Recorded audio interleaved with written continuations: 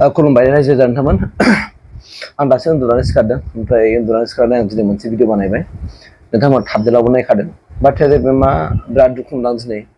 आं लाइफआव first time दिनै बेफोरबायदि जाबाय माने मालायनि रुम थानायाव आरो थारमाने आं जे जायगायाव दा दङ बे जायगायावहाय जेनेबा आं दाखालि मोनसे रुम थादोंमोन आरोना बेनि सायाव आं बुंनो नागिरदों नैबे आं दा जेराव थानाय भिडिअ बानायदों बे नङा आं दा दस्रा रुमाव सोलायबाय आरोखि ना आं दा रुम बे सोलायनानै फैबाय बे रुम सोलायनानै नैबाव थाफैनायावनो बिराद घटना जाबाय आंनि जिउआवहाय मा जाखो होनना बुङोब्ला आं जाय समाव थादोंमोन नै जाय मालिकनाव थादोंमोन आं बे मालिकआ जाहैबाय मा ओरैबायदि टर्चार खालामो आरोना स' आं दिनै बेजों बाथ्रा दानथेलायनायबो जाबाय मानोना आं जेखौ बुंदों आं जेनिखौ बुंगोन मानोना बियो बुंदों जेब्लानाखि आं बिनि रुमाव थायो बियो होनदों खमावबो नोङो 6 मास थानांगोन होनबाय आरोखि नों खय मास थागोन आंनि न'आव होनना बुंदों आरोखि बे आं बुंबाय बेबायदिथ' जेबो माबा गैया जुदि मालाबा जुदि हठात जुदि माबा मोनसे खम दामनि जुदि रुम मोनोब्ला आं सोलायगोन आरो बाखि आं दा बुंनो हाया जेबो होननानै आं फोरमायबाय आरोखि बेनो अके जागोन दे होनबाय थाबाय थायै आङो 7 मास थाबाय थांनाय मास एबा एप्रिल माससिमावहाय आङो 7 मास जाबाय आं 7 मास बे मालिकनाव थाबाय दाना 7 मासनि उनावहाय आं 1 मास सिगां दाखालि माबायावनो मार्च नङा आं एप्रिलावहाय एप्रिल 2 तारिखआव आं खिथाबाय दादा आङो माने एप्रिल मास जोबनाय लोगो लोगो आं मे मासनिफ्राय नोंसोर बाव थानाय नंला आं गुबुन रुमाव थानोसै होननानै आं फोरमायबाय आरोखि दा अके थिगैनो दं गाव राजि जाबाय आरोखि दाना दिनै आं दिनै आङो 4 तारिख ना मेनि आं दिनै रुमखौ दिनै नागारबोबाय आरोखि सानसे बारा जाखो 1 2 3 4 सानब्रै बारा जादों मिथिबायना दा बे सानब्रै बारा जानानै बे आंखौ बुंबाय दिनै जेब्लानाखि ओंखारो थवा-थलि बोनजोबखाङो ओंखारनो आङो माने टटल रिक्सा लिंहरो अब्ला जाबाय गथनाया बुंबाय बियो आंखौ नोङोथ' दाख्लै 30 तारिखआव नागारनांगौमोन दाथ' नों 30 तारिखनि बारबाय नोङो नैबे मास हाबबाय नोङो बे मासनिखौ नों बाराखौ होलांनांगोन अब्लासो थांनो मोनगोन जाबाय आंखौ आंथ' शक जाबाय दाना मा राव जाखो बियो आं ओंखायनो बुंदों बेखौ देख दादा आङो नोंनि रुमाव आं थाफैदों नोंनि न'आव थाफैदों आङो 7 तारिखआवसो थाफैदों होनबाय आं थांनाय आगष्ट 2024 नि आगष्ट नङा अक्ट'बरनि 7 तारिखआव आं थाफैदों आं डाइरेक्ट होनखाबाय आं 7 तारिखआवसो थाफैदों आरो जाय मालिकनिफ्राय आं ओंखारना फैदों बे मालिकआ आंनिफ्राय बेबायदि रुम जायाखै खिन्थु नोंथाङा बोरै बिदि बुंखो आं आन्दायबाय आरोखि आरो आं बुंदों आं जिउआव गोबां रुम भारा थाबोबाय दिनैसिम आं बेबायदि खोनाफेराखै जे साननैसो बारनायावनो सानथाम बारनायावनो बेबायदि लानाय आं नुफेराखै होनबाय आं अब्ला बियो बुंबाय दाखालि 30 तारिखआवहाय रुम भारा नायनो फैदोंमोन नोंबो न'आव थांबाय बेनिखायनो आं नायहोनो हायाखिसै दाथ' प्रब्लेम जाबाय ओंखायनो नों रुमनि बे मे मासनि रुमखौ भाराखौ होनांसिगोन जाबाय रागा जोंबाय आं दाना बेथ' जाथावना नङा होनबाय आंथ' जोंनो खुनु बेला दिनैसिम होफैफेराखै आरो फार्स्ट टाइम जिउआव आं दिनै नोंबायदि मालिकखौ नुबाय होनखाबाय आं दादा फार्स्ट टाइम आं लोगो मोनबाय नोंखौ होननानै खिन्थु आं बेबायदि मानोना मालाबा 7 9 10बो जानो हागौ मानोना अफिस टाइमावथ' आं थांनो हायाना आं जेनेबा 30 तारिखआव दाख्लै अफिस दंमोन अफिस तारिखआव आं बोरै अफिस बन्द खालामनानै आं बोरै रुम सालायगोन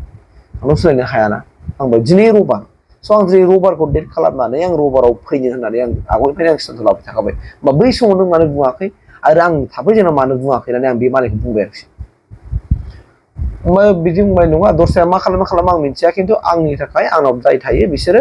30 तारिखआव नागारनांगौ 30 तारिख बा 31 तारिखआव नागारनांगौ माने मास हाबनो मोना 1 तारिख 2 तारिख हाबनो मोना जाहैबाय आरोखि बिदि होनबाय बे ओरैबायदि दुखु मोनखाबाय आं डाइरेक्ट होनखाबाय आङो ओमफ्राय दे जेबो नङा आं होलांगोन नोंनि फैसाखौ खिन्थु आंनि गोसोआव नों आघात होबाय होनखाबाय आं दादा नों आंनि गोसोआव आघात होबाय नों बाङालि मानसिफ्रा बिदि जायो नामा बाङालिबा बिदि जायो मानसिफ्रा दा आंथ' सानबाय दा बाङालिफ्रा बिदि केस जाबा नामा आंनि गोसोआव बे फिलिं फैबाय आरोखि दा बाङालि मानसिमोन मानसिया 3 तला बिल्डिं मिथिबायना नायदो थाखानि सायाव थाखा बेसेबां दंबाबो बेसेबां लबिया मानसि आं डाइरेक्ट स्पस्ट दंखादों देख दादा आं नोंनो फैसाखौ होलांगोन नोंनो फैसा बे होलांनायावहाय आंहा जेबो लस जाया खिन्थु नोंहासो जिउआव माबा मोनसे लस जानो हागौ होननानै आं डाइरेक्ट बुंदों बेखौ अब्ला बे जेबो बुंनो हायाखै आं जेबो होनो हायाखै बे आं होबाय फन पे हरबाय आं गुगोल पे आं हरबाय होननानै फैबाय आरोखि आं बोखाबाय बे होनदों आंखौ नों गाज्रि मोनबाय नामा आंखौ होननानै गाज्रि मोनखागोनथ' आं डाइरेक्ट आं गाज्रि मोनगोनथ' आरोना मानो लाइफआव फार्स्ट टाइम नों आंखौ बिदि खालामबाय खुनु रावबो मालिकआ बिदि खालामफेराखै खिन्थु फार्स्ट टाइम नों दिनै आंखौ बेबायदि खालामबाय आदा आं मानो दुखु मोना जानो आं दुखु मोनबाय होननानै आं डाइरेक्ट होनखादों आं स्पस्ट खोथाखा खुला खुलिखा आंना बाथ्राया बे आरोखि दा आं नैबे जाय रुमाव थादों बे दा रुमा जाहैबाय मा आंजों एखे अफिसावनो मावखायो आंजों अफिसाव मावफाखायो जों एखे स्टाफखा दा बियो नैबे रुमाव माने मानसि थाथ'वामोन नालाय खालि दंमोन आरो नैबे खाथिनि रुमाव नैबे फारसेनि रुमाव दङ मानसि दं ओमफ्राय बैयाव दङ मानसि बाहाय गैयामोन दा बियो होनबाय थादों नों होनबालाय आंनाव थाहैदो जोंनावनो सर्सा थाहैदो दाम खमबाबो जागोन होननानै बियो बुंबाय आरो रुमाल' साफा थाथोंसै होननानै बेनि थाखाय बियो आंखौ बुंबाय थानायखाय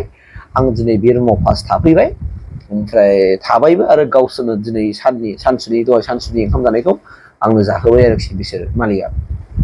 आंनि अफिस स्टाफखा माने ओंखायनो आंबो मोजां मोनबाय आरोखि दे थानोसै होननानै आं फैबाय आरोखि दा आंनि बे भिडिअ बानायनाय गुबै उद्देश्यआ बेनो नोंथांमोना जुदि मालाबा गोबां जायगाफ्राव जुदि साख्रि बाख्रि मावनानै जुदि बा लेखा फरायनो थाहैनायाव जुदि रुम भारा थायोब्ला मालिकखौ थालला आरो गासिबो बाथ्राखौ सोंना लाखाजोबखा जे माबोरै मानि फैसा होनांगौ मानि बिल होनांगौ दुगैनायनिफ्राय लानानै दुगैनायनि रानिं वाटार्सनि फैसा होनांगौ इलेक्ट्रिक बिला नोङो खमावनो 100 थाखा थायो सोरबाया खमावनो 200 थाखा लायो आं जेराव दंमोन बाहाय खमावनो 100 थाखा होनांगौमोन नों फाग्ला आंना 100 थाखा बिल जाफेरबाय नामा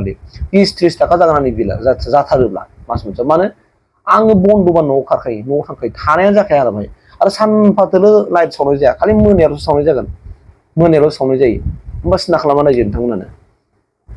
सिन्था खालामना नायदो खुनु खमायला गैया जेबो गैया फिक्सखा जाहैबाय ओमफ्राय दैयाबो 200 थाखामोन आंना फाग्ला सिंगोला 200 थाखा लाजायो नामालै डाबल थाबाबो 200 थाखानो सिंगोल थाबाबो 200 थाखा बिदि थारमाने दैनि एक्सट्रा दुगैनायनि नोङो 200 थाखा होदो इलेक्ट्रिक बिल नोङो मिनिमाम 100 थाखा होदो मासाव 100 थाखा खाथारो अबा माबोरै जागोन बिदिजोंलाय ओंखायनो आं नोंथांखौ बुंनो नागिरदों नोंथांमोनाबो जुदि फरायनाय थांनाय साख्रि बाख्रि थानायाव जुदि बहाबा जुदि रुम भारा थानोबा थानायनि सिगां नों मानोना मोजां सोंगोर आरो रुमखौ नागारनायनि सिगां माने मास जोबैनि सिगां नागारनांगौ ना मास जोबनानै 1-2 दिनहालागै नागारबाबो जायो बेखौ सोंखा नङाबा आं बायदि भुगिनांगोन आं दिनै भुगिनांबाय आंथ' मालाय बायदि नांलायग्राबो नङा आं मालाय बायदि खमलायग्राबो नङा आङो जेखौ बुङो बेखौ मानिना लायो माने आङो नांलायनाय खमलायखौ आं लुगैया थेवब्लाबो आंनि थाखाय आं फंसे खोथा बुंखागोन आरोखि बेहायनो स्पस्ट बाथ्राखा आं दिनै बेखौ स्पस्ट बुंनानै गारबोबाय आं दुखु मोनबाय होननानै आरो लाइफआव आं नोंबायदि फार्स्ट माने मालाय लोगो मोननानै आं स्पस्ट माने आं दिनैल' नङा आङो रुम भारा थानाय होननानै आं बेखौ बुंखाबाय दा गतिके नोंथांमोनाबो नोंथांमोननि सेफटिनि थाखाय आं बे भिडिअखौ बानायनाय जाबाय आरो आंनि दुखुखौ आं फोरमायनानै होनाय जाबाय मानोना रुम थायोब्ला मालिकखौ सिनायनानै मोजाङै था आरो थानायनि सिगां माने माखासे बिसिनि रुमाव मालिकफ्रा रुम नियम खानानै होयोना जेरै दैनि एक्सट्रा चार्ज लायोनो कारेन्ट बिलनि एक्सट्रा चार्ज लायोनो मास जोबनाय लोगो लोगो होआबा 3 थारिख 4 थारिख सोरबा माबा थायो 5 थारिखसोनि उनाव होआबा सुद लायो 5 थाखा सुद 10 थाखा सुद बेफोरबायदि लायो खर' गाज्रि नामा बे फाग्ला खर' गाज्रि नङा बे आरोना मा फाग्ला सुद लानायलाय मालाबा फैसाया जोंना मान्थलि फैसा हाबबा 1 थारिखआव हाबा मालाबा 5, 6, 7 थारिख जाहैयो आसामनि साख्रि सिन्था खालामनानै होमबा बाहाय सुद होबाय थानांगौ 10 थाखा 10 थाखा 10 थाखा नायदो